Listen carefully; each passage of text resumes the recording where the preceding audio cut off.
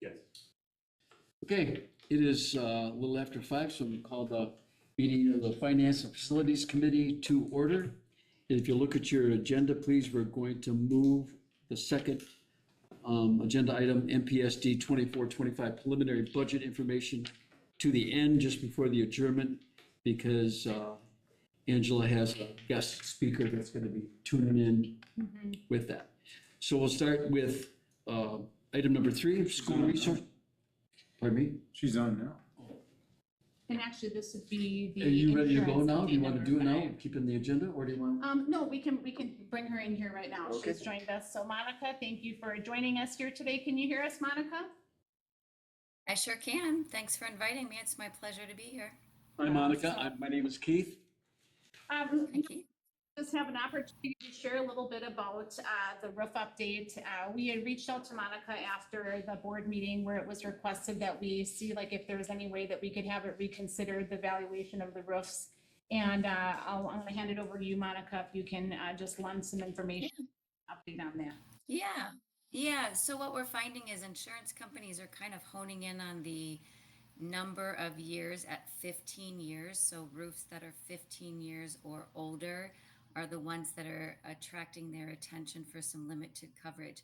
So we were able to show which roofs were less than that age and able to get additional coverage for those roofs that are less than 15 years old. And that was at no additional premium, correct? You know, there wasn't any Correct. change as I understood, so I wanted to make sure to share that, so.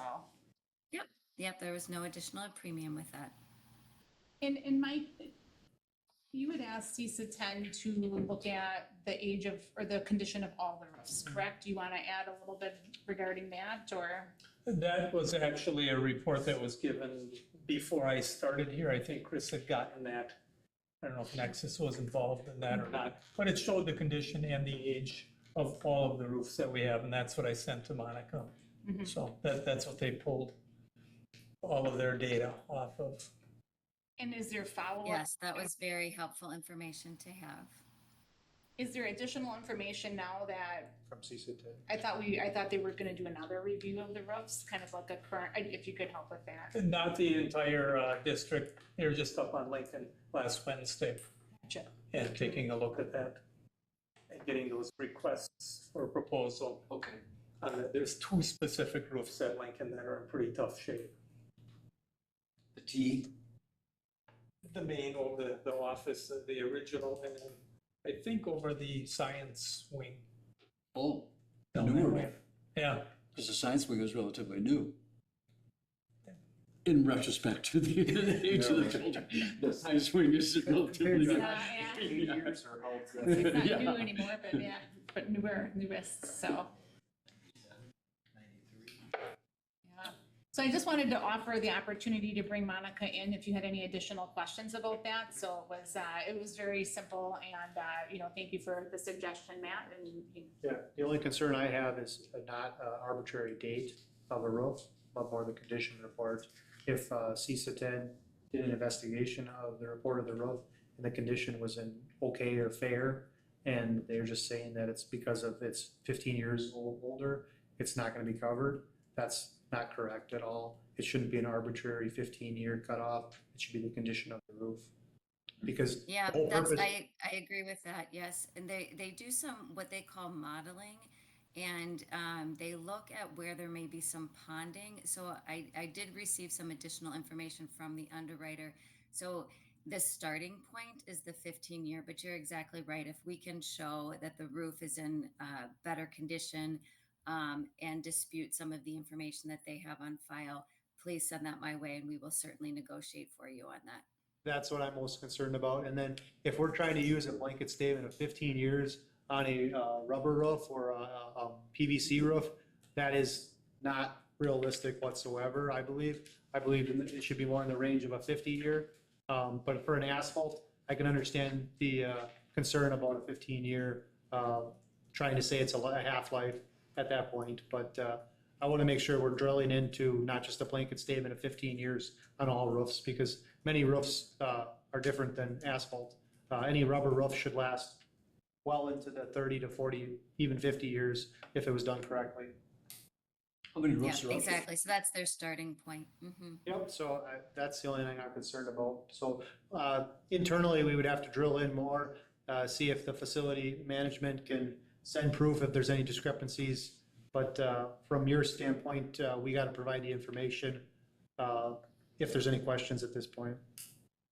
Yeah, so they do, you know, their inspection, they do their modeling, and they come up with what they think. And I think at this point, you know, we have their information, and so anything that we can use to dispute that, to say, you know, here's what's been done, or you know, here's you know an expert who went up on the roof and has, you know, better information, we can certainly work with that.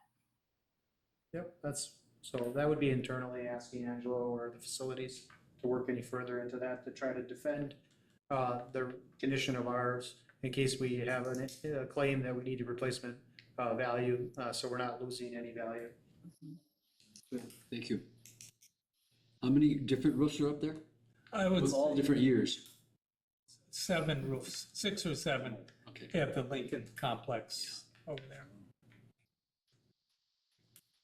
Monica, this was district-wide, right? That you were looking at all the roofs?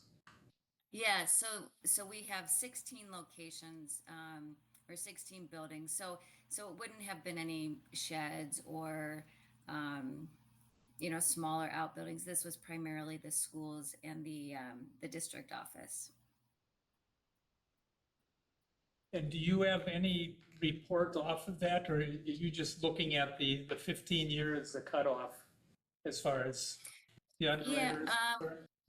I can ask for that. She referenced the modeling and the ponding, so I can share the level of detail that I have. It's not a full report because they use multiple resources to get to that information. But I think I heard somebody asking specifically about Lincoln High School, and the note that I have from the underwriter on that is that the majority of the building is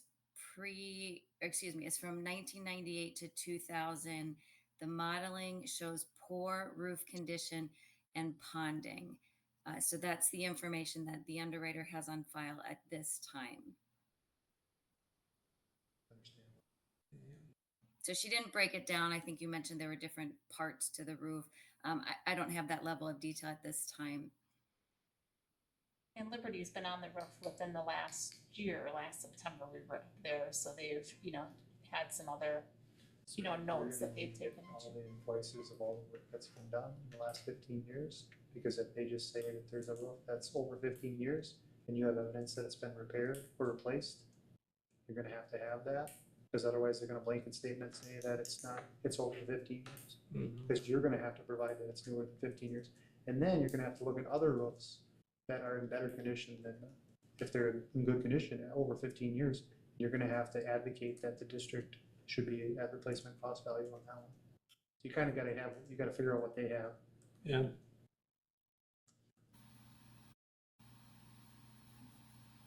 Okay. Any other information for us? Any other information for From- us? If you have additional questions, I'm happy to answer them. I can go into as much detail as you'd like, as far as, you know, the property insurance market and Liberty, and I'm just Just here you to two answer are whatever the people to questions ask you the have. questions. Get all the information they have.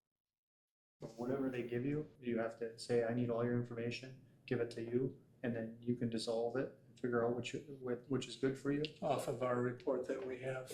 Yeah. Because almost all the roofs are probably over 15 years. Can you send that information that you have, Monica, over to my? Yeah, I believe I shared that with Angela and with Mike. But I can You have that send already, it to them again. Okay. Very good. Thank you very much. Thanks for your information. Yeah. Yeah. Any other Do you want me questions? to stay on for anything else? So, thank you so much for popping in. Thank We you. appreciate it. Thank you. Okay, Have just a send good me a evening. quick note if you need anything. Have a good night. Thank you. Okay. Okay, Angela, you might as well stay right on the budget and then start from the beginning and go very slow and very articulate for my sake. Don't talk over my head. Okay.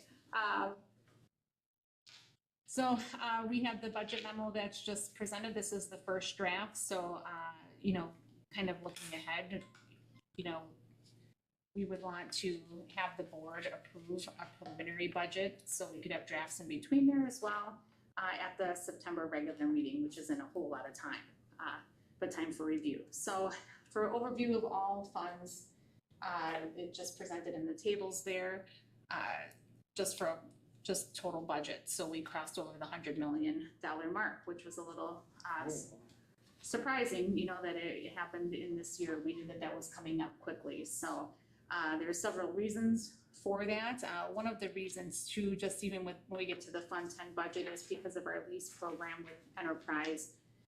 There are certain accounting entries we have to account for, and that brings up the budget $1.1 million just on its own. So sometimes there are things like that that don't impact taxes. So there is per pupil increase of $325 this year, so that's included in this. So we have $11,325 per student, which is important. The operational referendum added 11 million to our revenue limit authority this year. It was 9.5 last year, so that is a 1.5 million increase.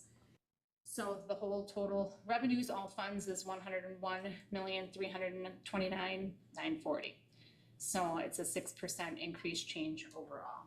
Expenditure overall is at 103 million, and that is an increase of 9.4%, and that's, there's still high inflation rates. There we had a 4.12 CPI increase for the 24-25 fiscal year, along with steps for staff. So I mentioned the leasing program there, so I don't need to repeat that. So Angela, back up. Sure. Right now, our revenue's coming in at 101.3. Correct. Our expenditures is 103.2. That's just cursory what we're doing right now, so approximately 2 million in the hole. Correct. And I wanna make a Depending correction. upon the fund, You- yes. It's actually 9.94 increase, not 9.4, you said. So Oh, 10 excuse me, 10, yes. Essentially 10%. Yeah. Okay, Correct. thank you. I Yes. just want to clarify. Yes, no, thank you Yep. very much. Okay. So, Okay, so I'm with you so far, got it. So right now, until you do anything else, we're about 2 million in the hole. for all funds considered. All So, funds considered. Yes, Okay. and yes, and then revenue limit included that, so we have a substantial increase, about 9.5% increase in state aid this year. Then the local tax levy, just as an initial spot, and this is where there would definitely be room for discussion on the board's approach to this, is at 9.65. I used a 7% equalized value increase, and I have the actual official amount is closer to 8%, so that is not figured into here.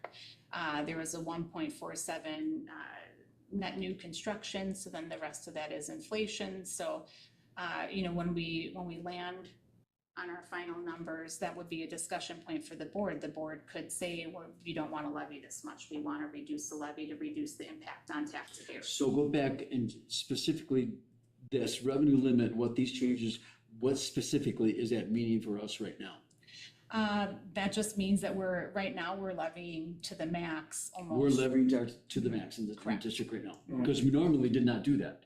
Last year we didn't, so Okay. there was $3.1 million, I believe, that we didn't levy to the max. So that's, just something to, But right now we are, with this correct. preliminary Preliminary budget. budget. Correct, with this Okay. preliminary budget Okay. as it stands right now.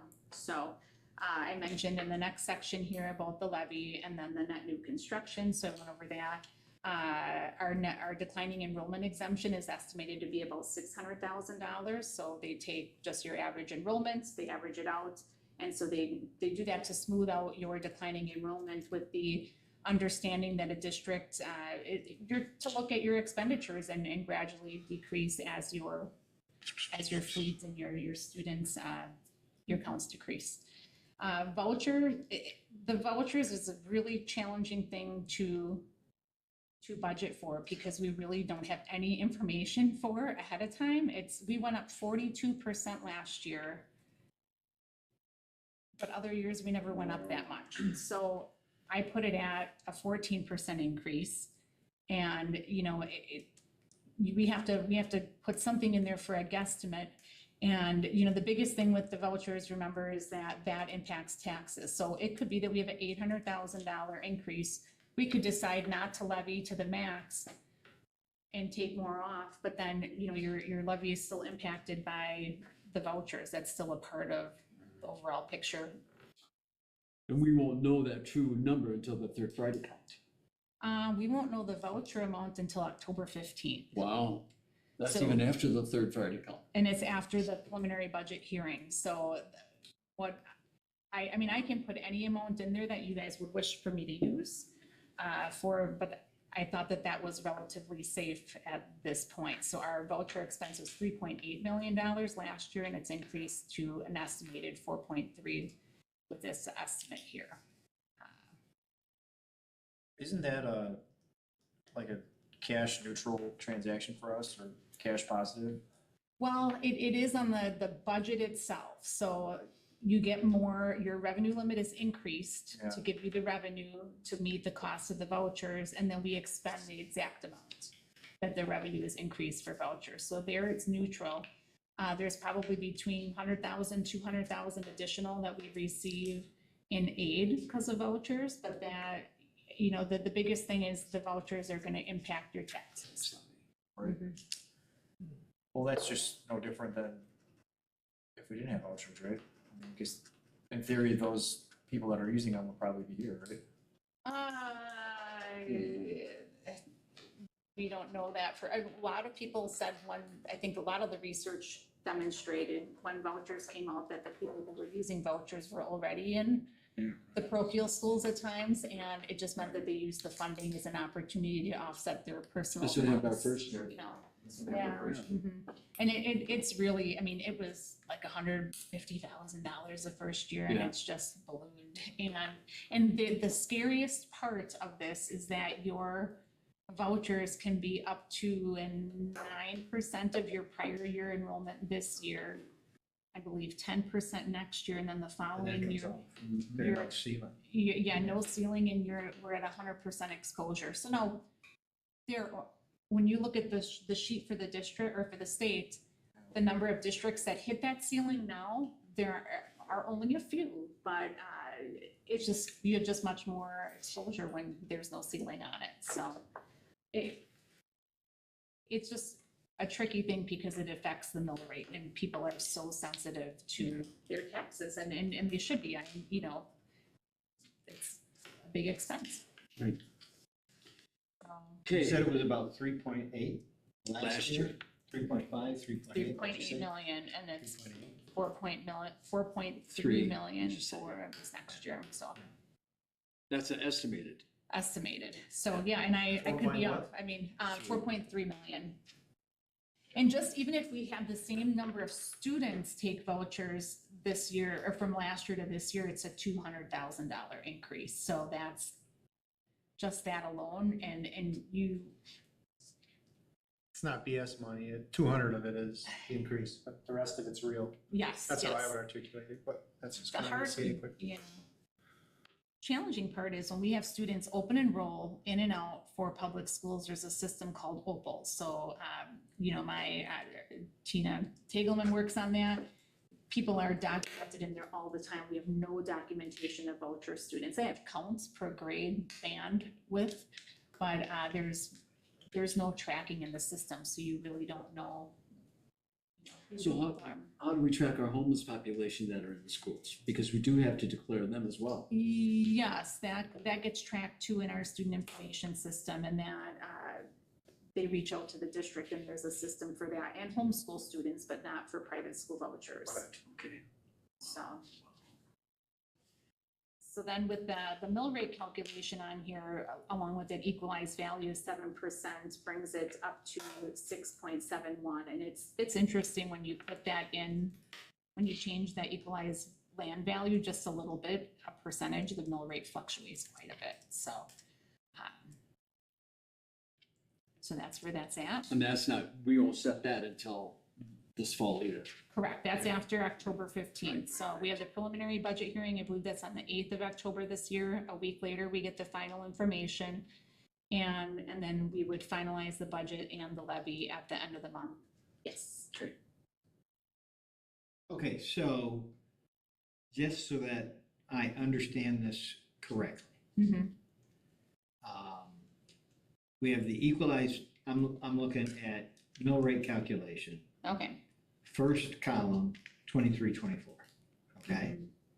We have the mill rate is set at $6.65. That's per 100,000, right? per thousand. That's per thousand. Yes, yes. Okay.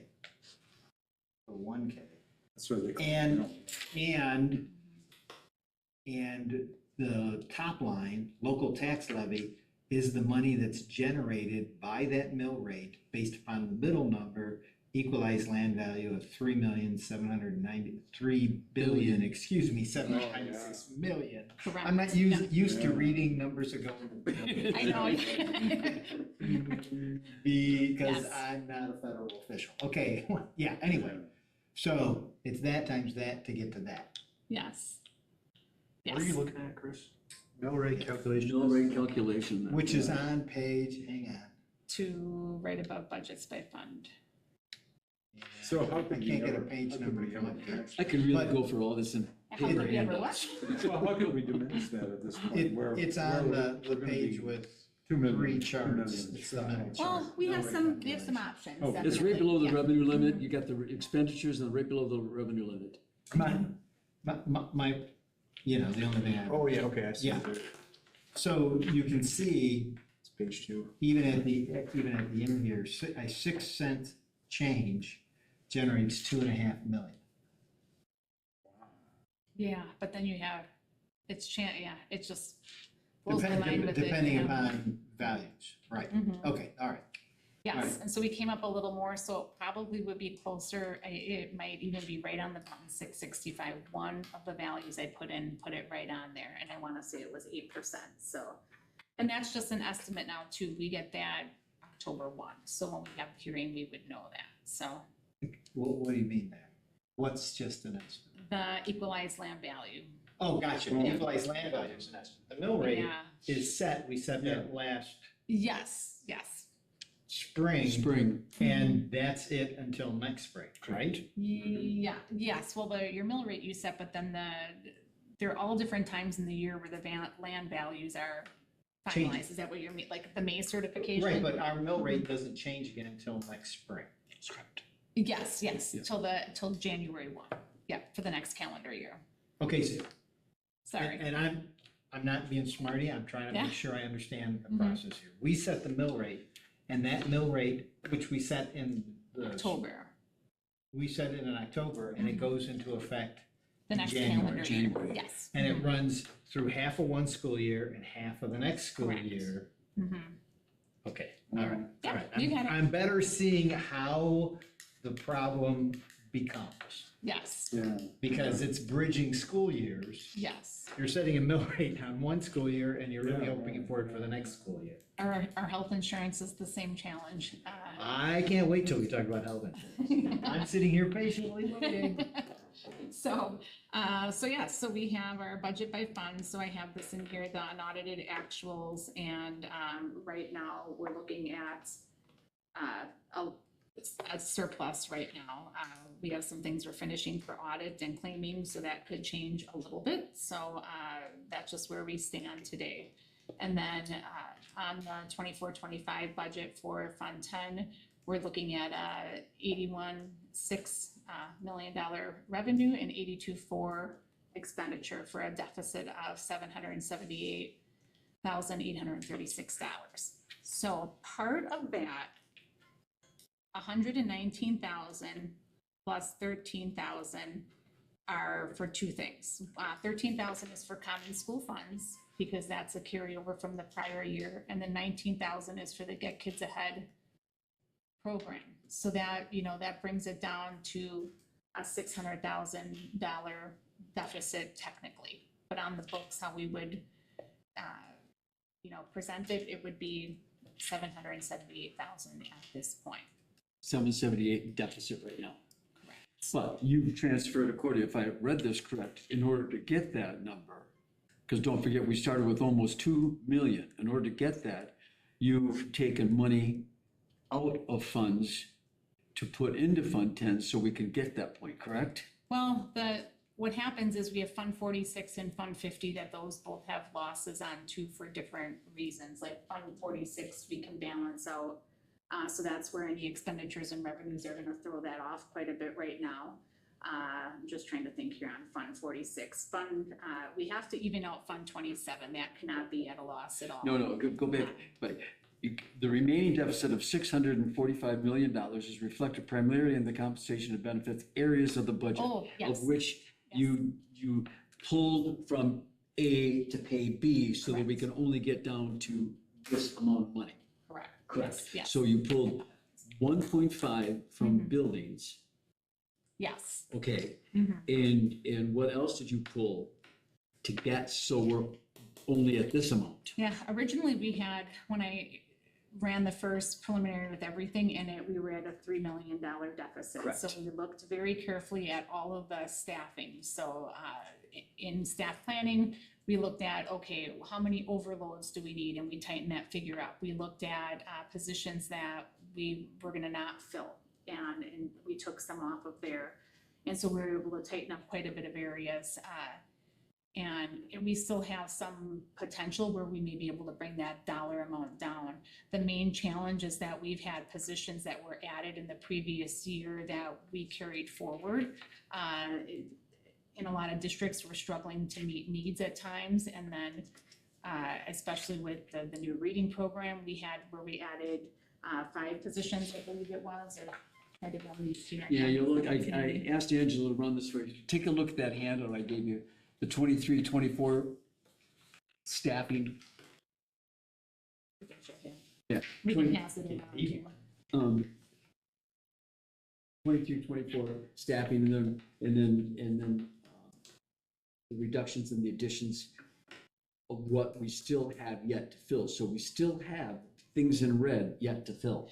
Well, this is actually the change from last year. So this is, how this impacts this year is that, we had several instances where additions offset reductions in the budget. But then we had some positions, like 5 SFA interventionists that we had added last year. So, and those positions were still needed this year, where they were originally intended to only be for a 1 year. And they were And now you added them back to this year.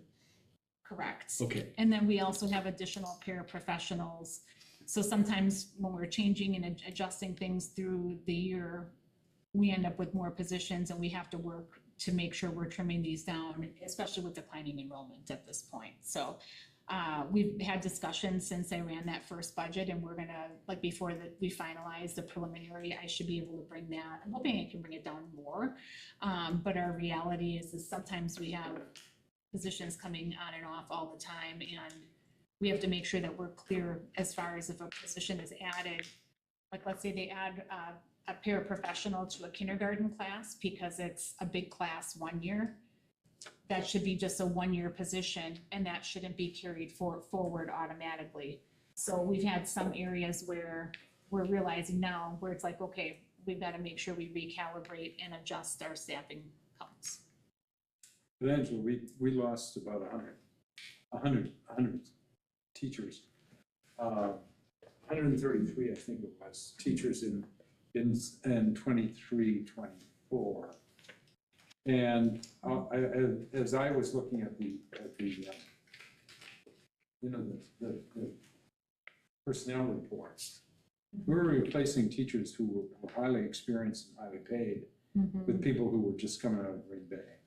So there must have been some savings there. Usually there is, but we did not have a lot of retirements this year.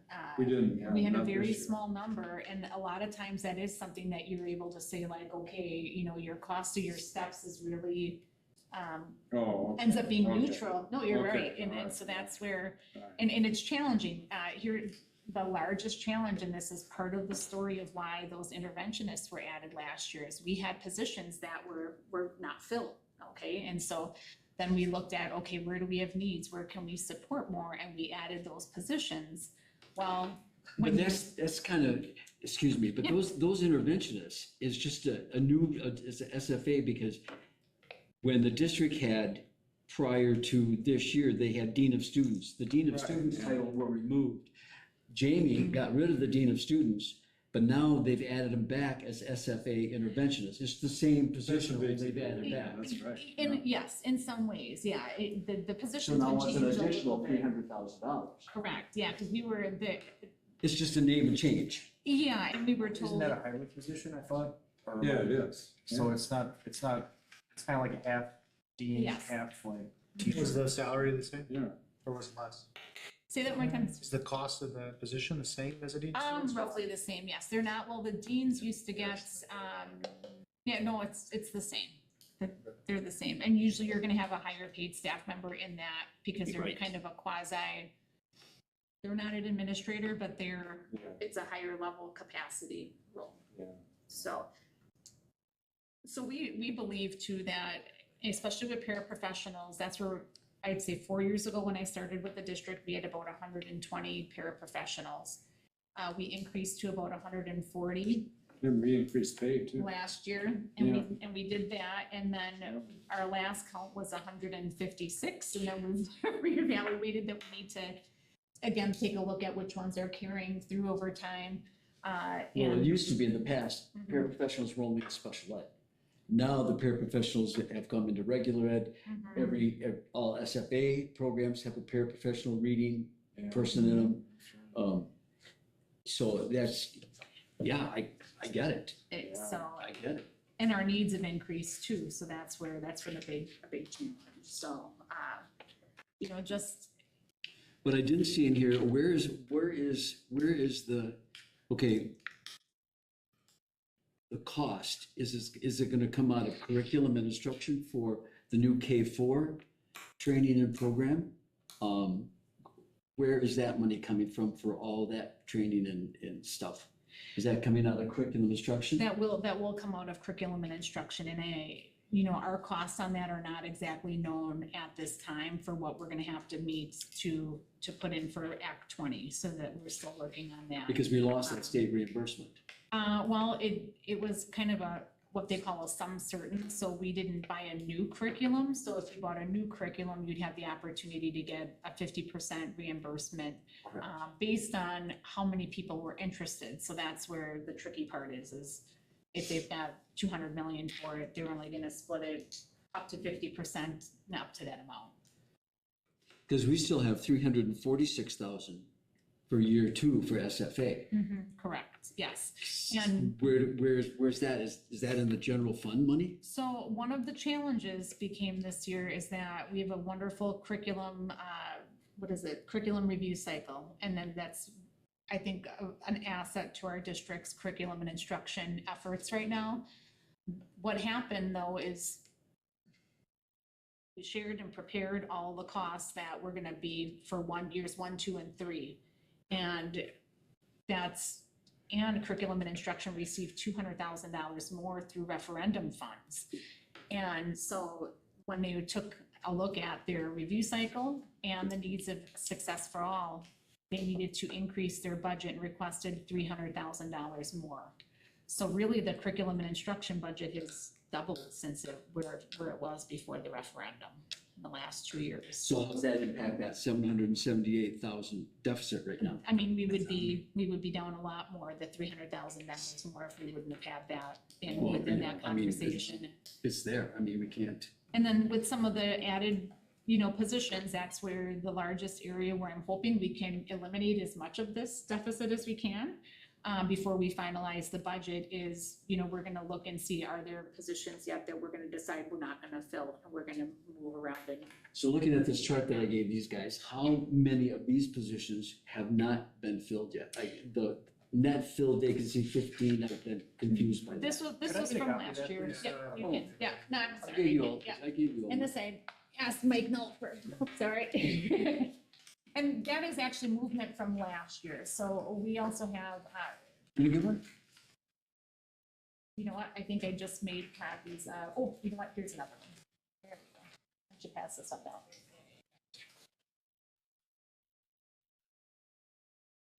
Okay. So that was movement on and off, and there's another detailed list that I can share with you guys as well.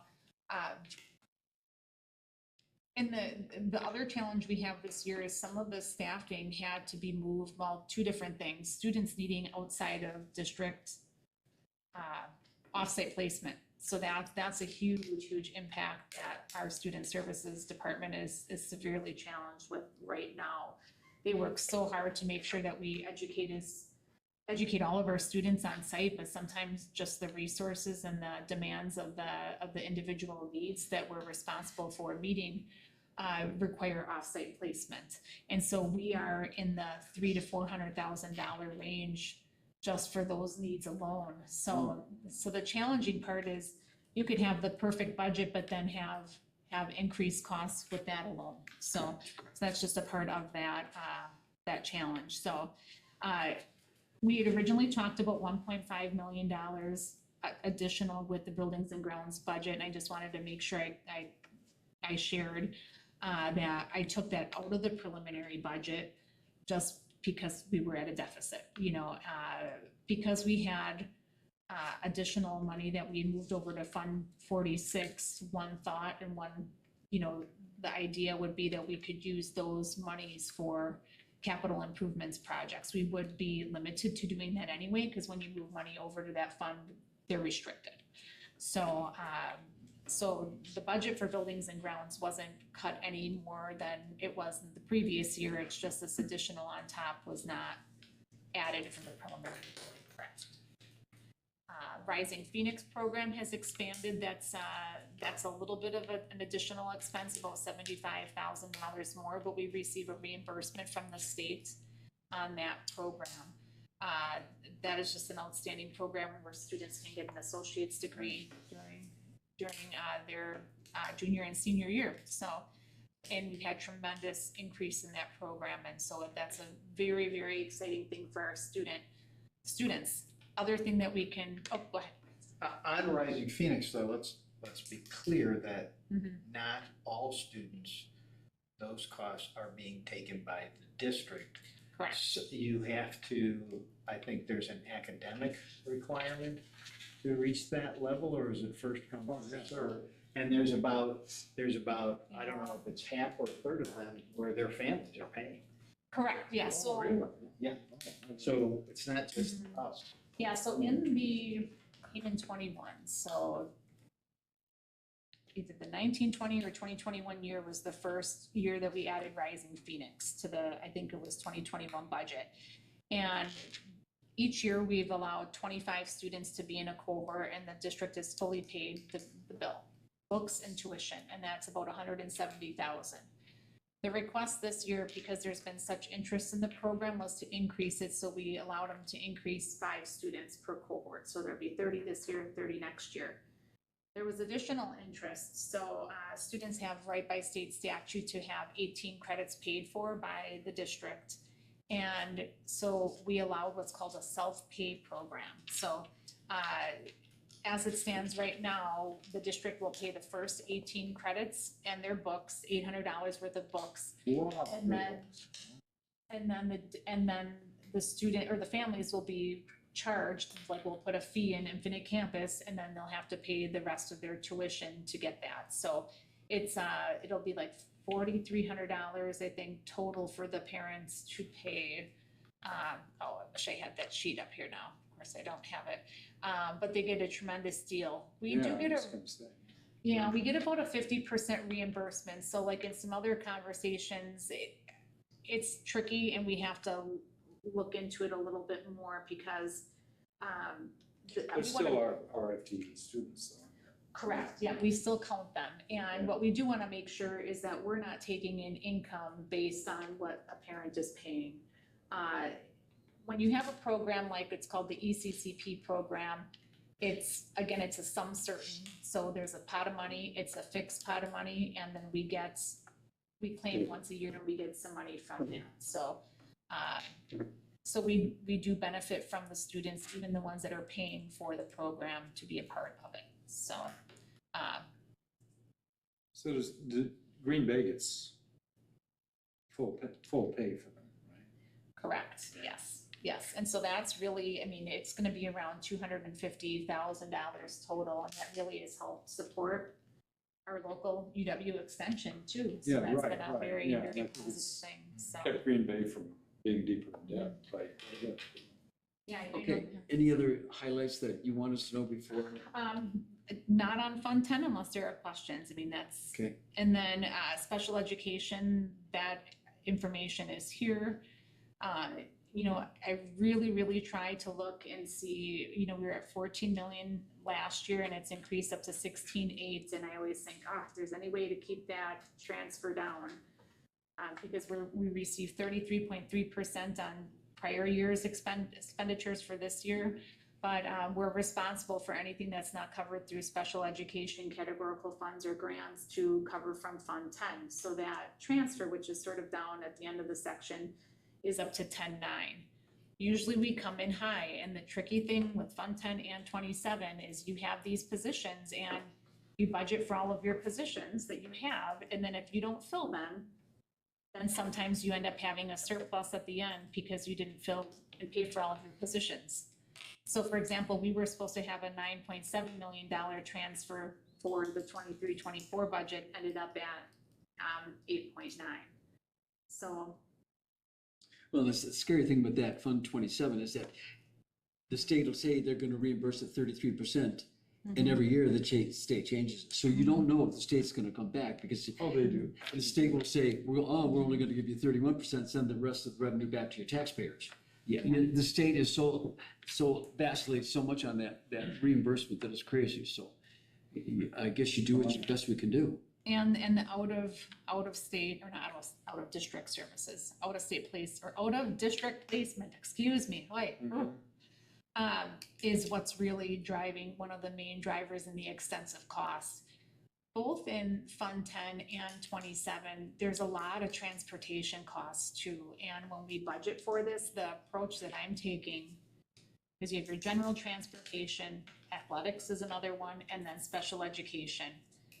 To allow those areas to increase the amount of the contract percentage increase. So, and that's something that we could always change and approach as well. The hard part is like if you would constantly have the Fund 27 budget absorb the increase, the amount for other services and other expenses would greatly diminish over time. So those are just, that's a challenge. Can you tell me, Mhm. without violating rules of confidence, what would be an out-of-district placement for special ed? So if you, sometimes there are students that cannot, I'm just gonna try to think of a good example offhand. Are you one of them? I'll give you one, because it was even when I was in director. There used to be a place called Willow Glen. Willow Glen was an academy that was out of district for severe autistic kids that had severe aggressive behavioral, mean handicapping conditions. So when a state gets that individual, and right now, let's say you have an individual that is maybe a drug baby induced pregnancy that comes out needing tube services, is on a catheter and has a heart monitor, needs full RN support. Free and appropriate public education says you need to supply that. Well, Green Bay has a unit for that type of handicapping child.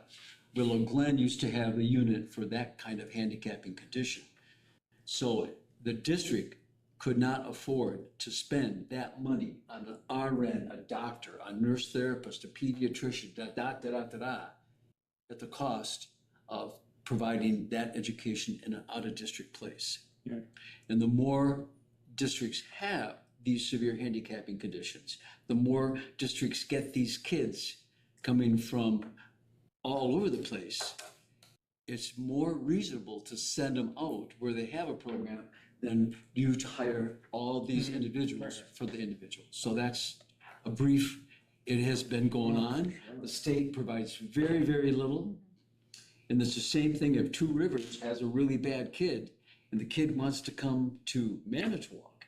Well, Manitowoc has to go on schedule and say, no, we don't have room for you. Because if they did, that child could come to Mantua, and then we have to charge Two Rivers for the cost of that child to be here, and it's not equal. We just get what Two Rivers pays for a cost of kid. The extra cost comes to the Mantua Public School District. And these out of Oh, wow. district ones, we believe are the reason it's gone up over 20%.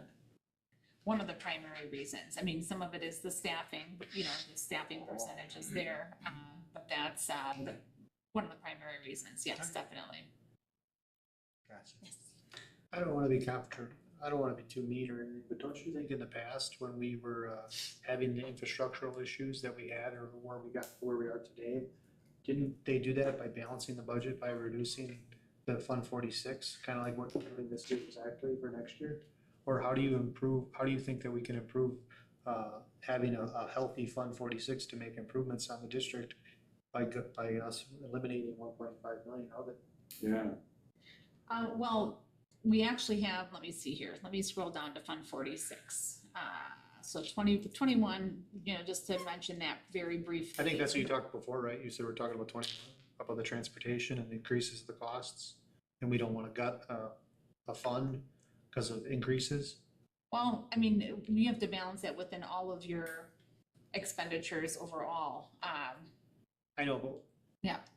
my point being, Angela, is we can only move so many things because of the state not knowing how we're gonna get reimbursed for special ed or other things. But really in our control completely is how much money we can try to invest in And the we can. district physically. Mhm. And then obviously you're gonna talk about the upgrades for wireless, wired infrastructure in the 5-year plan, which, you know, I understand why I got voted yes, but you did, the 15 minutes ago, you said, well, we're gonna be reducing, you know, the buildings and grounds budget 1.5 million. Yeah. So, Yeah, no, I and know what you're saying. Yeah. I'm saying, Mhm. I understand why you did it. Yes. However, it's the exact same thing that the previous, not exact same, but I'm saying that's what got us into the problem we're in right now. Yeah. Right. No, and I simply took that approach for this first draft, and that's something, if you guys would say, I want you to do X, Y, Z, then we need to do that. I mean, for our general transportation, we can't get around. I know, it's like, Yeah, I'll I kind know of what you're summarize saying. it for you. Yeah. Fixed, hypothetically fixed, or hypothetically be able to move the Yeah. budget. But theoretically, or obviously actual world, we haven't, we just made our expenses higher and higher and higher by deferring it. So Yeah, no, I know, yeah, that's why I would be voting no for this at this point today, but I understand. We're that. not getting a vote today. we're not, This it's is not just up for. Total yeah. information. I understand, but like, I will be We should be playing more. I'll be pretty loud about that from budgetary meetings, because this is exactly the stuff I was talking Yeah, about. you're right about that. I would So- agree with Matt. Well, then the question is gonna be, where are you gonna take that? I will not vote for cutting programs and services Right, to kids. Right. So the question is gonna be, Yeah. where are you gonna get the 1.5? right. Well, that's a fair question, but, Mhm. you know, again, I think Jim brought this up at the last, or a recent meeting anyway, that Mhm. we've never had a real budget for maintenance, right? For Yeah. Well, we have to work on it, yeah, and we Yeah, have to work it's strategically on been increasing it. Some- The main area that we need to look at and trimming back is our staffing. You know, we have a huge investment. And that's a hard sell, but Yeah. I will say that we need to right-size our infrastructure Yes. for our students. So Yeah. what does that mean? Consolidation is what I think is a solution. And I will die on that hill because it's the truth. Mhm. No, I agree with you too, you know, so that's, that sticks out as a sore thumb for me, so when you look at, you have certain obligations as a district for your general transportation, and even with special education with the homeless population, you'd be amazed, I mean, our homeless population transportation, we budgeted $40,000 last year. It cost $85,000. And so then we were sitting there thinking, well, we don't have a gas surplus or a fuel surcharge right now, excuse me, so we'll move money over from Might as well here. lease a vehicle And, and have a driver for it. Weren't That's we over the budget last year though? Huh? Or weren't we on budget last year overall? yes, I mean, yes, we were, and the big thing is you budget for your staffing, and then we had positions that we didn't fill, so that's one of the reasons we had a surplus. Contract So back to there's- Uber. Huh? Sorry, I'm making a joke. I'll contract that out to Uber and stuff. Oh, yeah. So Okay, anything else? So, Let's keep moving. okay, yeah. You hear all kinds of stuff. It's gonna be a long meeting, but these, God, that's why this is Yes. important to Yeah, get this these is- feelers out there, because it's gonna come. Fund 21 is fundraising. That, that comes into the equation here, but that is not really impacting on the budget. Fund 38, we don't have any debts, so we're fine there. Fund 46, we have revenues and expenditures that there's $1 million offset in a way. I need to update the expenditure amount here, just based on where we go with this. I mean, Fund 46, we can increase the expenditures here. We had the 1.4, I believe, initially planned. And that's what's in the system right now. And then that, depending upon if we wanna budget for that full $2.5 million, that would increase the expenditures there. So that's, remember, your offset with your total revenues and expenditures. That's one reason you have an offset there of $1 million, but it's mainly because of that difference there.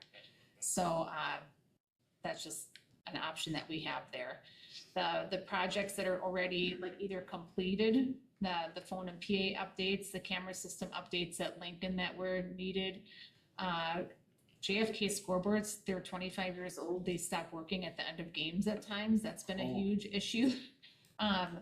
Auditorium has several critical updates, and then, so that and even LED lighting in there was one of the things we had talked about, so. Timing wise, we just haven't talked yet about finalizing or the new proposed projects for Fund 46, so That will come. we can't, I mean, and I could budget for it in a line, in a district level line where as we decide, as the board decides what projects to approve, that it would be adjusted within the budget. So, but that is money that is there. Could you dive into Fund 50 about the lease program and how that's affecting that? Because I'm just wondering.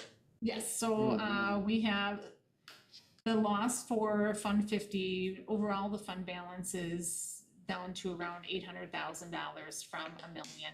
So it's still a very healthy fund balance. I just wanted to talk about the And then vehicle the lease leasing. program, so we have 2 trucks that are just fully funded out of Fund 50, and they were purchased in the 2019-20 school year, I believe. So part of the lease program, we're turning over They're gonna sell those? we're gonna sell those and get value towards the new trucks. So that's where for all the trucks that we trade in, we get value on that. That goes towards lowering the cost. So that'll be a payment that we have each year. And so it's a little bit of an increased loss on food service itself due to that program. But if you hold on to the trucks longer, they lose value and you lose savings overall. So, So that answered my question. They're gonna sell those 2 vehicles? yes, They're gonna buy 2 new ones? yes. Okay. And so the whole idea, I think, they said around between 2 to 3 years, like the city, when we talked to the city about how they've handled it, that's around the time where they turn things over, so. Good. So that is, Fund 50, yes. Thank you. I just want to kind of recap my understanding of where we're at so far, just high level. If I understand it right, our budget this year is about 10% higher than last year, right, about 10 million, give or take. And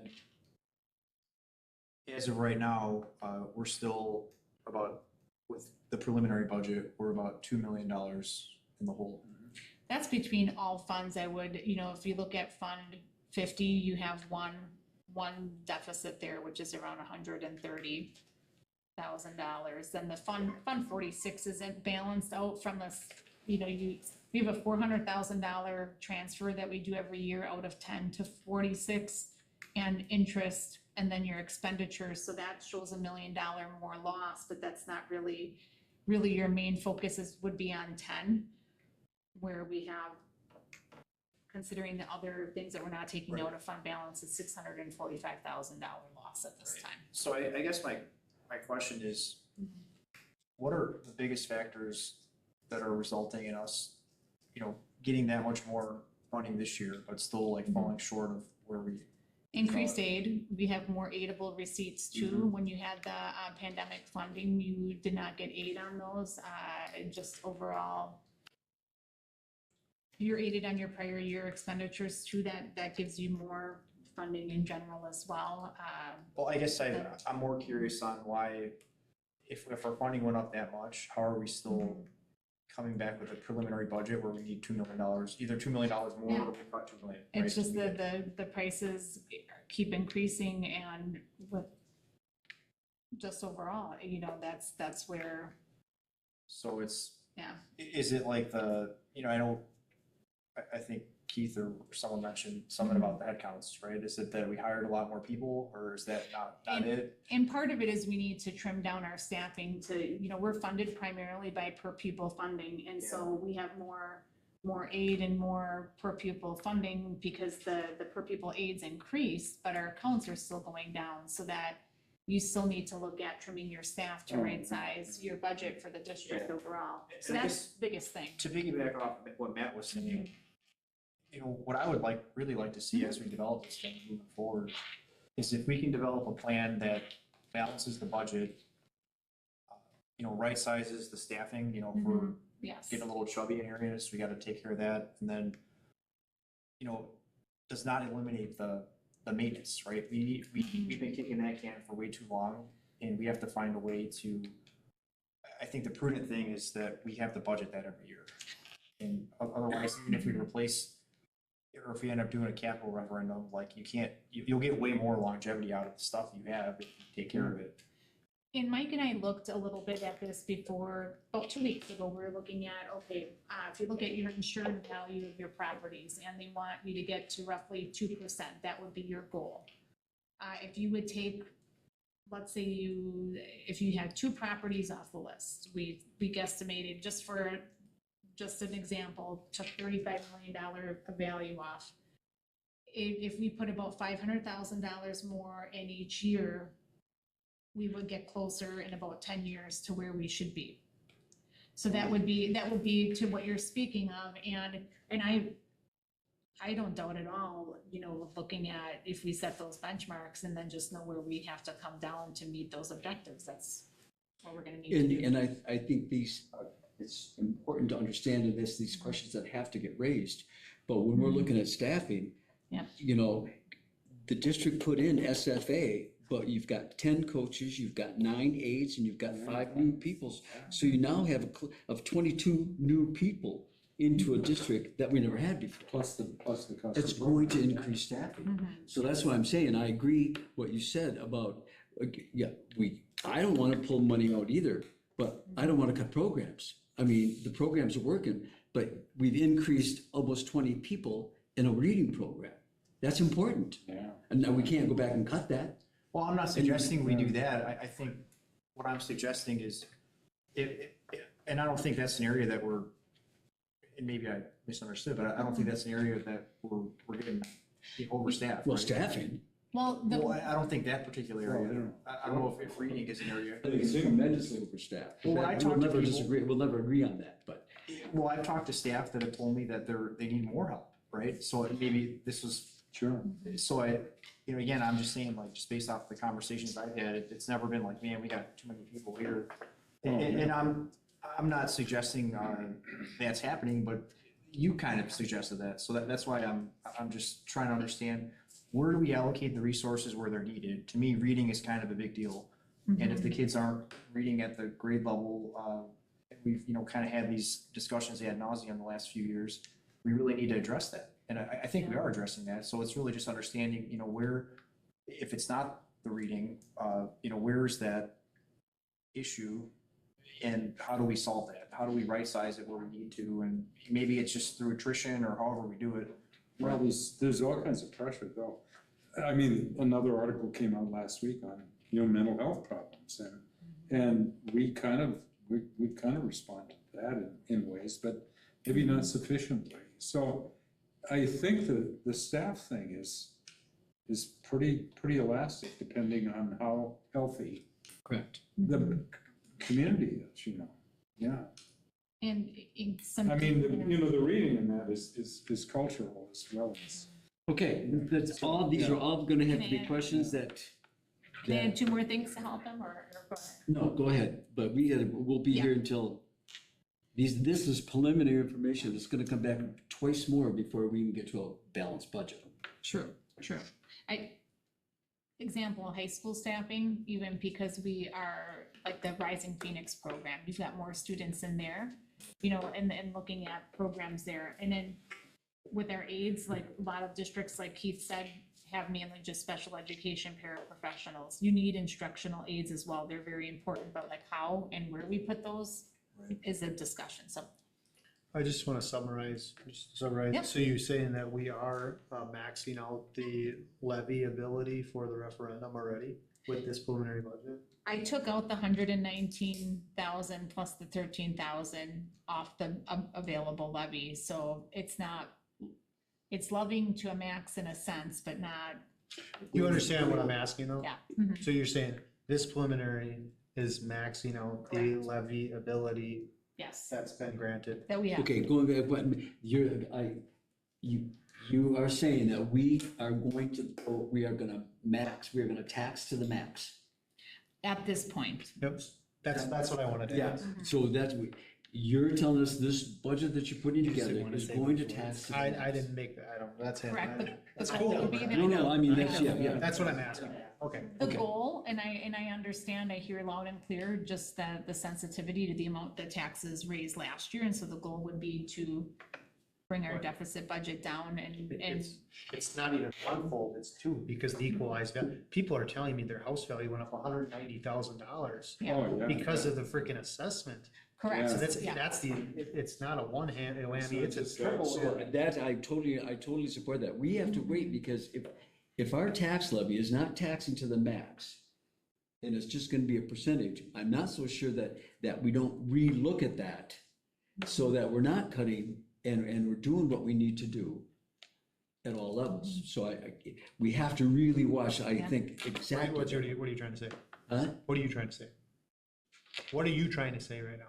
The same thing. Let's So we take a need to look at look that at- tax levy and make sure that we're doing the right taxing. I understand, but she's already explained to us that our maxed budget, out. we're already maxed out and we still don't have enough. So like, it's a shit show all the way around.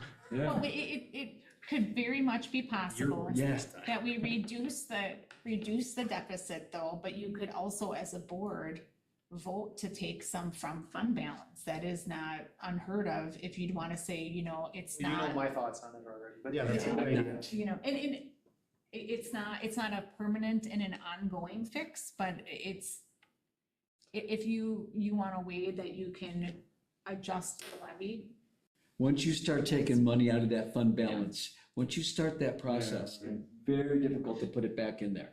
And then Correct. your credit rating gets affected and the That's whole true bit. too, yeah. That's a scary move. That's a scary move. Okay. so. It's just money. Huh? I didn't catch that. I said, we got plenty in fund balance. Yeah. We are, Out. we We're not are, discussing it right now, so let's keep moving. Great. Food service, anything else on food service? No. Okay. I mean, we are expanding the grab and go in that, so. One question that I'm gonna ask during the budget thing is how do we get to be in the black like our city next door, Two Rivers, in the same program? How come they're running in the black and we're running in the red? You I'll don't say teach the that. students, Okay. you just have lunch, breakfast, lunch, and supper at school. That's how you do that. And that's the truth of how it's being. So I'll get into a good argument about that if you want. Okay, we're not here to argue. Okay, I'm not None of gonna. us are from Two Rivers, so you have to go argue with I've them. been there, I know what it's like. Gotta drive 6 miles So- north if you wanna argue. Okay, anything else regarding this preliminary budget information? No dorms. We've been a lot of information.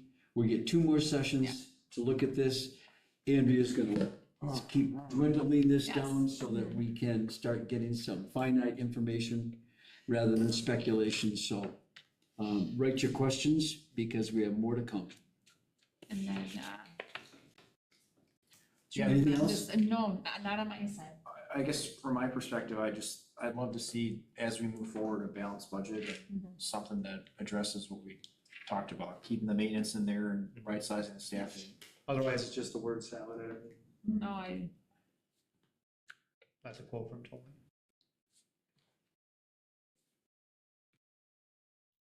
Okay, school resource officer, you see the contract there?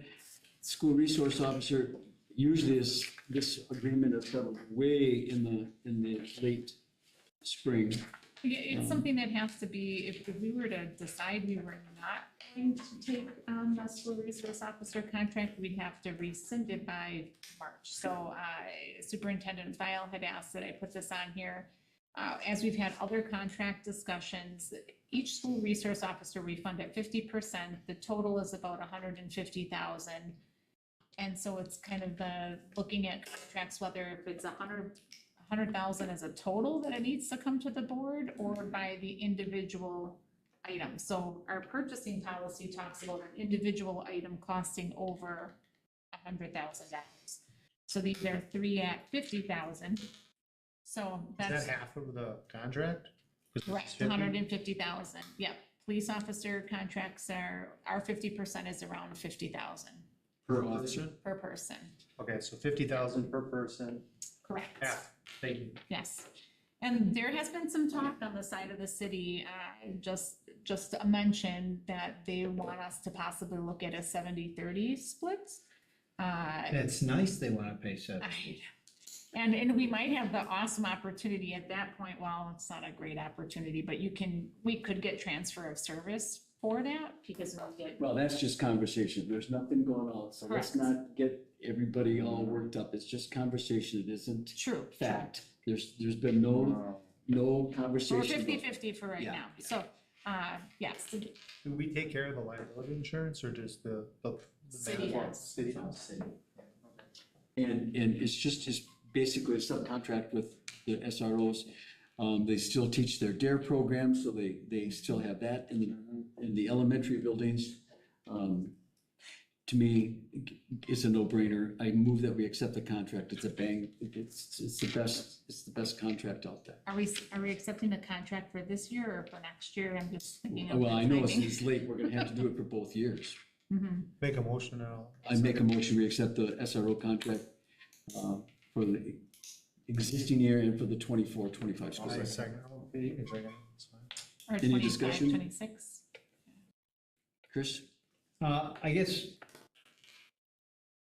so we're just doing this to make it official, because what the contract says is if neither side says they're canceling it, this contract just keeps rolling until somebody gives notice before, I just can't remember where it was in here. March. By March, you're absolutely right, but the superintendent wanted this to get brought up and come to the board as we're looking at contracts sure. to, Sure, I'm just saying, we're not, we're not, we're already in this agreement for this coming year, and I assume you look at it in March so that you have it ready for the following year. it should be a templated item, so that when Lori looks up the template on the calendars, it's, March, SRO contract, boom, boom, boom, and we should be talking about it. And the reason all the benefits and everything are covered by the city is because these are union positions, so it's a negotiated contract. So we wouldn't possibly be able to change the setting for 3 officers, because they are legitimate officers of the police force, in addition to being student resource officers. Any other discussion? All those in favor of the contract agreement signify by saying aye. Aye. Opposed? Thank you. The next one, school district legal representation. I'm not making a motion, this is purely for discussion. I shouldn't say that so quick, because I will make a motion. I gave you a copy of this agreement. You still have this? I asked Angela to run copies. This is just, Oh, did I have to? Sorry. Yeah. Tips You know me what? on everything, that's fine, that's fine. oh, she's got them right here. Sorry. This is Yeah, just- make this sure he is- gets this one too. Anybody else need one? Big one? Sorry. This is just the You agreement. need a long one so you can put your. So it's just, it's a memo, it's not an agreement. Right, well, there is no agreement, and the agreement is just a written documentation. A written documentation in an agreement between the Mantua Public School District and the legal services. And you'll see, and this is what I brought up at the meeting the other night, right now we have our contracted services that tell us what the prices are, yada, yada, yada. My my question was, and my motion was to go from one firm down, or from two firm representatives to one firm. And again, I'm not gonna make a motion on that, but I am gonna make a motion that we strongly adhere to the tablet or the protocols that are in policy by most boards of education. And that is, take this agreement, for example, that this agreement is talked about at the beginning of August. It's brought to the board.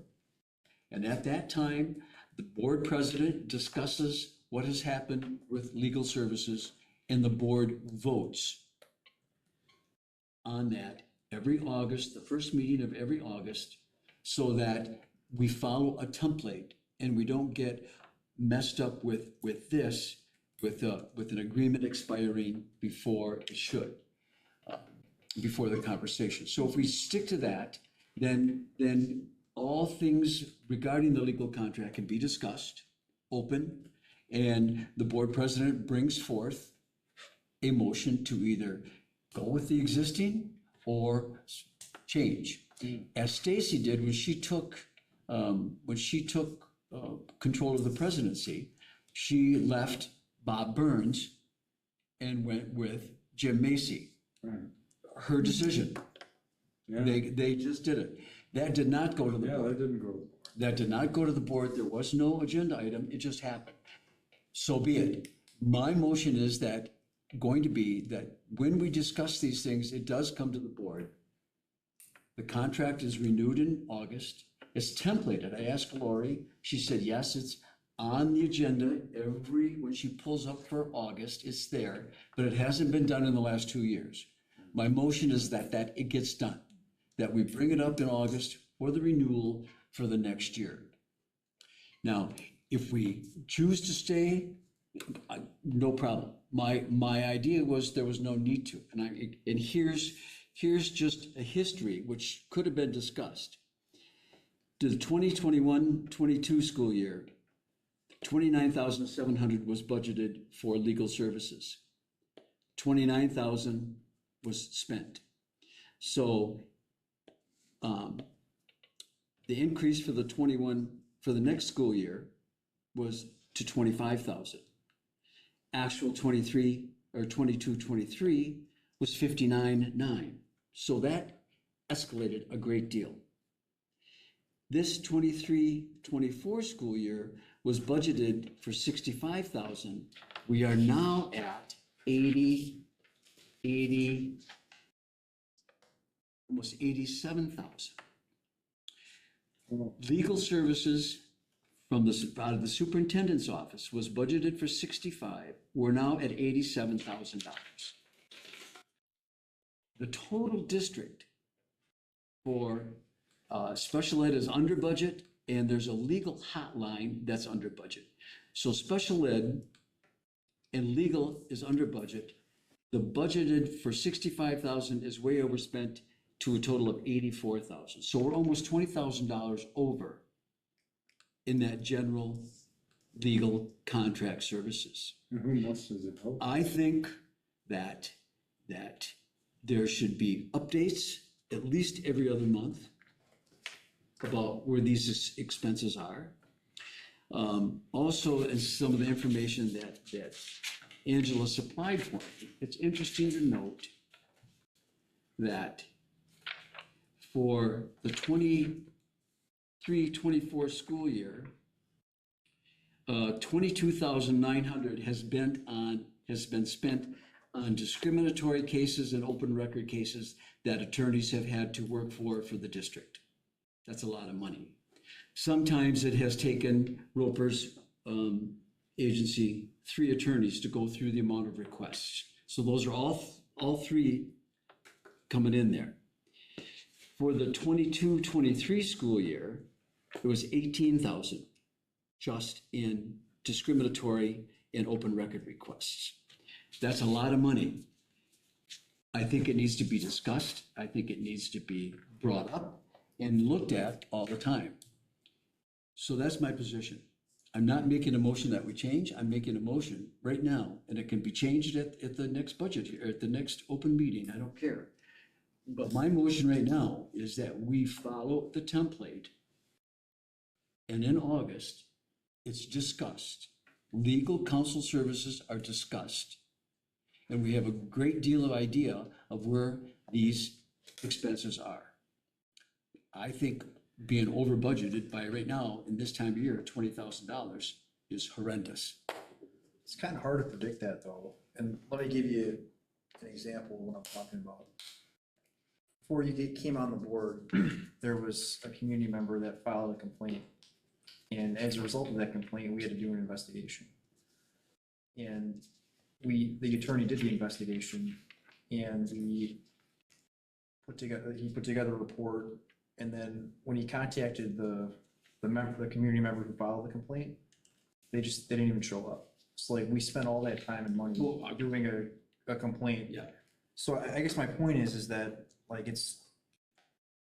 I'm just, I heard what you're saying, and I hear what you're saying, and I agree with what you're saying, we need to be mindful of our spend, but I just don't know, like, if you have someone that's hell-bent on just wasting people's time, which I've learned is prevalent in public service, they're gonna do that. I'm not gonna disagree with you. The money, the dollars and cents that I looked at are registered open records open records and discriminatory tasks.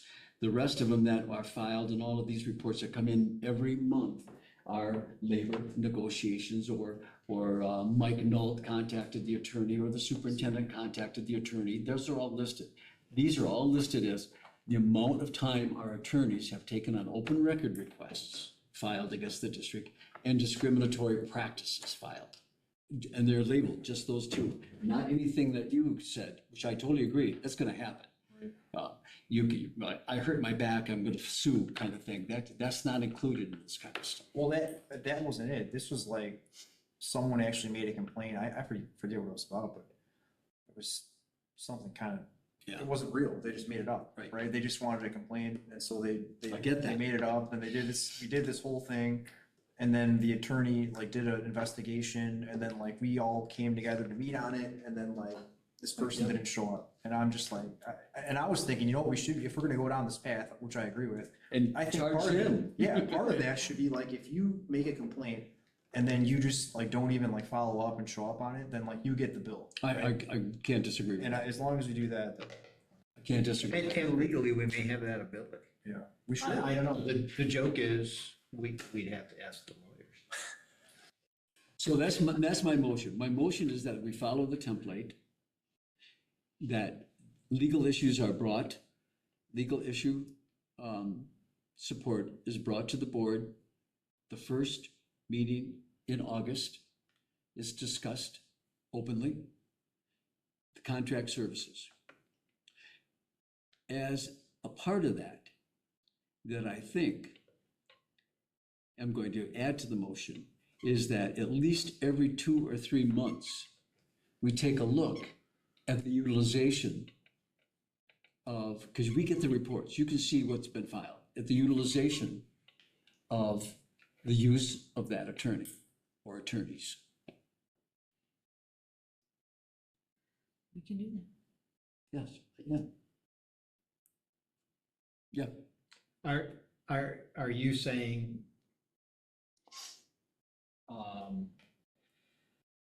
attorney billings would appear on a facilities and finance yes, agenda Yes. every other month? yes, yes. Okay, yeah, because I So don't. so we can I don't have think those we need to discussions. pull apart the budget No, every other no, month on the regular meeting, but we could do that. And then if something rose to a level of. that's correct. Or we need to question if an example like Tony's did come up, we could say, look, you guys, we got to start correcting this. This is happening way too often, is the district. And just thinking out loud, Keith, and Angela, maybe you could chime in, but couldn't we, on those monthly reports that we do, if we don't already have a section for legal expenses, couldn't we just kind of break that out on there? And just kind of see, here's what we budgeted, here's what we spent, and just have that. We can do that. We also, can provide invoice detail to the board, that's not a problem either, so I mean, they come attention actually to Chris as the board president, so, Yeah, which I just found out. and they used to come Come to my attention to attention, I've never Stacy seen and. them, so go figure. So that's my motion. Is there a second to my motion before we have any more discussion? I will second, but then for the sake of discussion, what have you. I have one question. Like the hearings that we have, which we need an attorney for. Yes, Does all that run out of the sped budget instead of? what I've asked them to start doing is telling us if it's a student that's on an IEP versus general legal. So if it's someone that already, they have special education services identified, then we charge it to Fund 27. Okay, so, We do separate it out, okay, all right. So all those don't run through that. correct? Only the ones that would appropriately because of other designations. Okay. Because we You're use, saying that the expulsionary hearings don't come out of the legal Separate fund. counsel? because Belo Vetter, they handle the expulsion hearings, but that's basically an overlap of both general law, because they do a heavy balance of general law within the expulsion hearing process, and along with special education. And the attorney that works for Belo Vetter has, represented the district on general matters over 20 years. 30 years, as well, so. And that was the point of my original motion, is because general ed and special ed, there's so much overlap that to have two legal agencies, it just seems not necessary. But I'm not gonna make that motion again. Now, if it comes up at the board, that's fine. Again, my motion, and it was seconded, is that we put it and we follow the template. Every August 1st meeting, we review, and the president makes a statement to the board or a position to the board for legal counsel. That at least every other month, we have a budgetary review of legal activity. So for discussion, my biggest concern is that I don't want to come off or ensue by seeing the balance of legal fees that we in some way are decentivizing educational process, because we've had where people would always say what you said just a couple minutes ago, let's ask the lawyer. And well, when you ask the lawyer, that costs money. So when you're recording this and trying to put a thumbtack on the budget of legal counsel for education, essentially, I believe you're inadvertently shutting down discussion, shutting down the educational process of board members, of the community. And I think inherently you're dumbifying or you're lowering the standards of education to all members to even have the ability to ask counsel for a question, because now you're putting a financial instrument to it.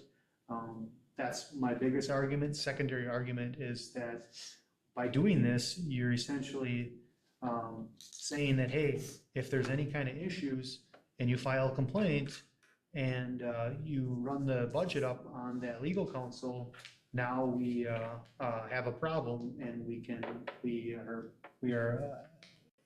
being enticed by the person that is having a claim or not, true or not. So that would be my second argument. I understand what you're saying. I like the template idea. However, I think that I don't want to be stepping on the toes of the chairman of the school board. If that was in their purview to make the decision on the executive level, that's another concern of mine, if that is supposed to be there or not. So I don't know if. Well, I didn't either, but that's what you people agreed to previously, because Stacy made that decision. So I gathered that was perfectly all right for you to do. Yeah, so that's why I'm saying, like, if it's in the purview of the superintendent to make that decision, It is not. or the chairman of the board to make that The decision. board- the attorney works for the board, not the Okay, superintendent. so then the chairman of the board, so that. The motion is that he brings it back to us, though. Is it policy though? Is it in policy that the chairman That's what I'm asking at this point for discussion. I don't think there is a policy. I don't think by the letter of agreement that there is a policy. It's always been this letter of agreement kind of thing. I think that's why it's been so overlooked, that just sign. So I have a lot of kind of things going on in my head about that stuff, but I understand why you did your motion and I can understand why it was seconded, so. Yeah, go ahead. Can we get clarity as to whether or not the policy exists? I asked, and according to Lori, it has always been, which is done always in August, an agreement from the board to legal counsel. But it had, the last three, it hasn't been a board agenda. Stacy just, and her right as board president, because there was none, she signed off and said, we're gonna just continue the service. Yeah, and obviously it was. Against the board president, right there. The board president has the right to sign off on things that the board has agreed to. That's correct. Signs off for the board as the agent of the board, not in lieu of a decision made by the board. That's my motion, that the board president brings it back to the board. So were there, since we were working with two attorneys, there were two agreements signed, or how did that work? No, it's, you read it, it's right there, it's all under one. So how, to finish the discussion from my standpoint, why would it help by eliminating one law firm? Where inherently does it help by eliminating the law firm? I think the continuity in services is because the two laws, Matt, overlap so much.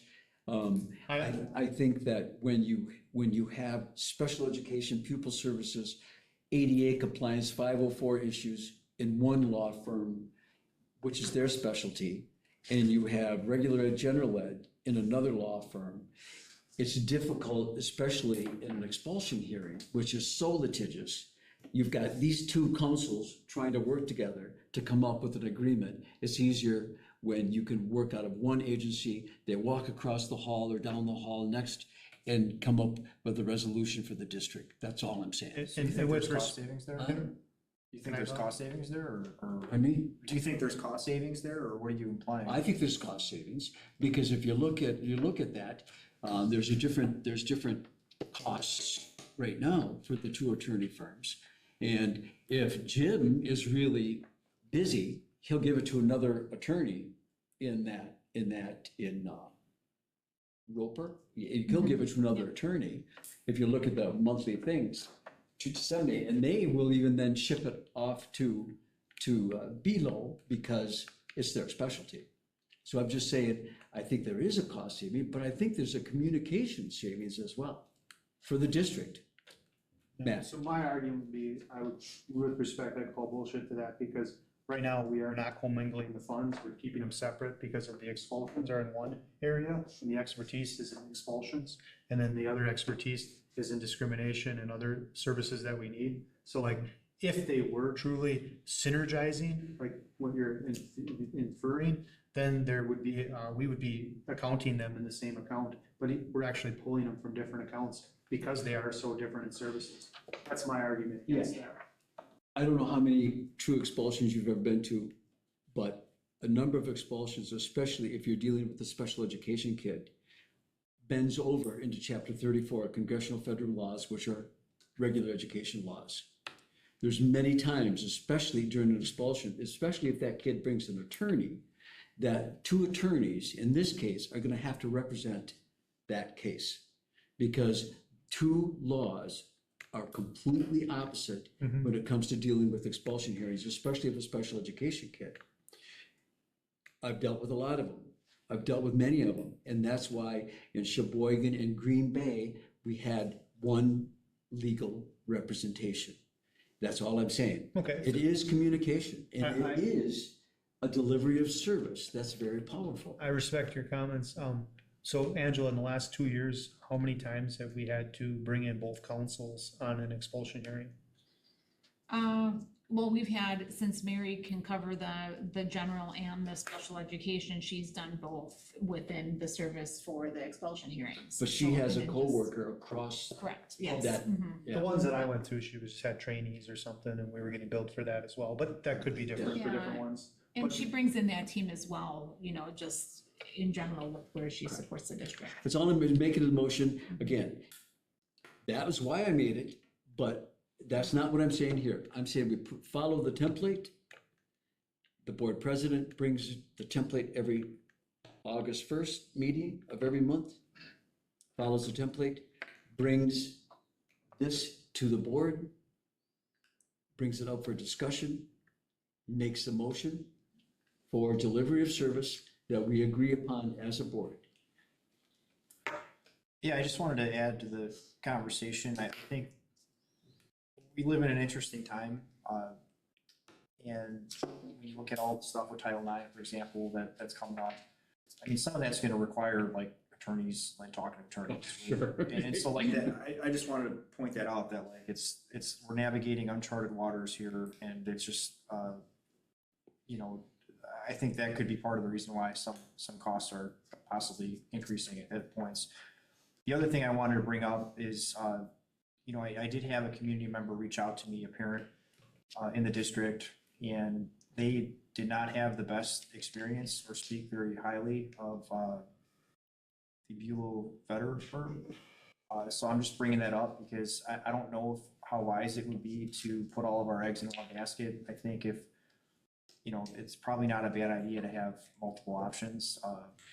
I'm not gonna argue with you, but we probably could find people that say they didn't like the other attorney as well. And that's fair, but I'm just saying, like, if someone actually took the time to reach out to me, and they're a parent and a taxpayer, and they have a child in the district, and, you know, they weren't very pleased with how they were treated. And Stacy openly admitted to me and another president when we talked to she and Colin that she was gonna change because she didn't like Bob Burns. Yeah.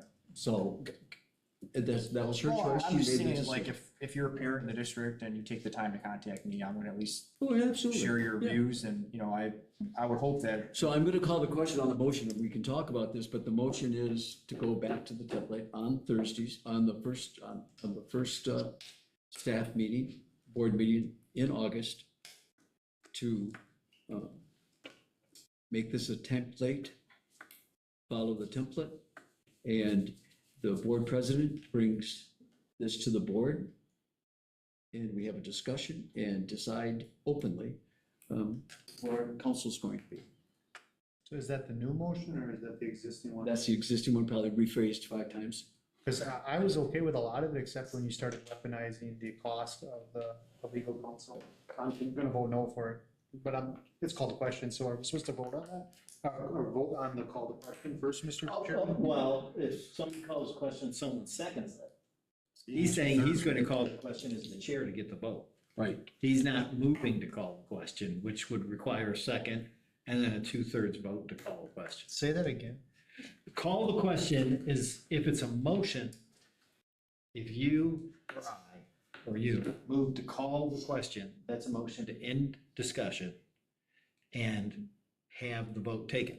That has to be seconded by someone else, and then 2/3 have to approve it. As the chair, he's saying he's calling the question as ending discussion to get to the vote. He's not moving for the question to be called. Oh, So that's the difference. does it have any weight then if he's calling the question and doesn't get a He second? says, I'm gonna call the question, which means he's gonna take. What do you mean, does it have any weight? Well, because it's not seconded and then it's not 2/3. That's what I'm asking. Right. Well, what he's saying is, as the person running the meeting, he's moving to the vote. Okay. Yeah. So you want to read the motion? Do you understand my question? Yeah, Just I the understand. motion your I can question. talk to you later, but it just doesn't make sense to me. You just say he's gonna call for the vote. Yeah. I just had the motion as bringing the legal representation to the board as guided by the template annually to the Board of Education for review. On the August, First. first Yeah. August meeting of the year. I should have typed it up. Or actually, officially, it's the regular August meeting. Right. First meeting is called the regular. Okay, so you want to read it again, please? So on the regular August meeting of each year, legal representation be brought to the board.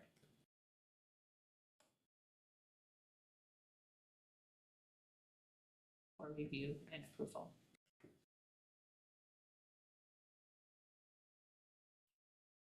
Okay. That's okay with you? Yeah, you want to read it one more time, please? Okay, so on the regular August meeting of each year, legal representation will be brought to the board for review and approval. You want me to reword it? You know, I'm following the template because it is on the template, it was just never followed. Sorry. So when you say template, I mean, like, what does that mean? I We mean, have that's a- not really like a policy, right? No, So- every board in the state of Wisconsin has a calendar. Yeah. And the superintendent gives the calendar, or the secretary really gives the superintendent the calendar. Like in May, you're going to always bring up the transportation contracts. June, you always bring up student service lunch program contract. It's a template that is followed throughout a district so that you don't forget to do important things and discuss them at board meetings. And it's just that, it's a template. It's an idea to keep the board focused so that none of these things that become routine are missed, okay? It was on there. Lori said it's been on there for 3 years, but never brought up. I'm saying I'm gonna make a motion. So why wasn't there, if it's already on there, then why do you have? I can't answer that question, Tony. I don't know. So, I mean, it just seems to me like, Sorry, can I ask a question, Mr. Chairman, or Mr. Chairman of this one? So wouldn't it matter if it was policy, not template? Like, the calendar doesn't dictate what the board does, the policy does. No, the calendar should dictate. No, the policy should dictate, so wouldn't, can I make an amendment now at this point? or No, because I have to approve your amendment, and I'm not going to go through it. There's the motion. If you don't like the motion, vote it down. I'm still gonna bring it up at the board. Okay, But the motion has been made, it's been seconded. To do that, to follow the template, first board meeting, official board meeting in August, the board president to bring up legal counsel and discuss it. All those in favor signify by saying aye. Aye. Opposed? Okay, I'm voting no just because it's already there, so it's kind of redundant. I just think, should you make an amendment to make a policy, policy? voting no because you have to vote. I don't think you. Because otherwise, you're trying to circumvent the policy. I don't, I think it's, you know, a waste of time. That's not true. Okay. Did you want to bring up the other thing about discussing this? Or did we bring that up at the big meeting, then just putting this on the agenda to discuss the expenses or the costs? Because I know you talked about As, it. as the chair of Facilities and Finance, you certainly can put it on your agenda Okay. Okay, at your choice. okay. I will do that. The last thing, looking at the disposition of personal property. You look at the policy, we have a person who is interested in buying a plot of land. Did you bring that plot? Yes, it's all attached in Okay. board book, and the reason I just put both of these policies on here, just because the real property is planned. Personal property, we have from time to time, for example, with our lease program, we post vehicles for sale and stuff like that, just when we do sell items, so we have a process, an internal process for that. But property is different, just from a standpoint that it needs to be brought to the board, Right. finance committee first and then the regular board of education. So, the plot of land is on Green Street, and 2 years ago, we had Kevin Raminger do an kind of like a overview of all of our vacant parcels of land, because at that time, we were getting an appraisal of the 8th and Columbus property. And the landowner, became aware that the land was available. The school district owned it. The school district was not using the property at all, but they had some ideas at some points too for possible ways to use it for some of the construction classes, but the adjacent owner was interested before the district was made aware of that they wanted to purchase the property. I don't know all of the details behind it, but it would be like a sale as is. There was some issues with the, I don't want to say main issues, but. Did we have this property for sale? Not actively, no. We were approached with an offer, and we did, because there was interest before, we had an appraisal performed last fall, so that's why we had that on file already. Chris? So the appraisal we have was made when? In September, October of '23. Okay, So it would be still pretty accurate. okay. Can I ask now? Yeah. Not I have no, we've been in the weeds a lot this meeting, and it's not my goal to take us back in the weeds. But may I ask to get a very brief understanding of our process of doing this? Because I've never been involved with any other governmental body where if somebody makes an offer because you are negotiating the sale or contract, you go into closed session to talk about it, so that if you say, well, here are concerns, rather than just publicly saying, Yes or no? nope. Yeah, I was very surprised that there wasn't a closed session part of this, because normally those negotiations go back and forth in closed session until you arrive at a final deal. Okay. But you guys don't do that here? Well, and when we had the other property, you know. I was here. Yeah, we just brought it to the finance committee at the time, and, you know, we said we'd had it appraised. It actually went through building and grounds, I think. Yeah, it might have, yeah. But it doesn't matter, but yeah. Mhm. I would make a motion to table this into closed session. I think that's fine, That's not a. because I really don't want to publicly voice my concerns. Well, I'm not gonna second it yet, but I'll second it because we have to have a discussion and we'll vote on it. My understanding of this is, if we post, and I, along with Chris, in the past years on this board, there would be a request for purchase, or the district would post that we are no longer using this piece of property. And then it is open for bids for somebody that wants it. Rather than just knocking on the door, say, I'd like to buy this property, because we have to have it appraised. We could probably go with that appraisal from 22, 23, but maybe not. The city has been reassessed, I'm not sure. So maybe we have to, if we're thinking of selling this property, we have to come to this board, say, yep, it's for sale, let's get it reappraised, and dear landowner next door, if you want it, here's our price. Yes. So I think, again, that should be in, I don't want to bring up the guy's name or the parcel of land and make everybody think he's getting a deal from the Manitowoc Public School District. I would support that. Let's talk about it in closed session. Sounds good. Okay, the motion's been made and seconded. Any other discussion? Who did the initial motion I and did. first, and then, and who From did the council, second? from council, from the chairman. Can we do that today then, or does it have to be a future Has to be, meeting? noticed. No, we're not going to closed session tonight. Would it? We brought up at the meeting. And it will be posted for that reason, no other reason. Yes. Okay, any other discussion? All those in favor signify by saying aye. Aye. Opposed?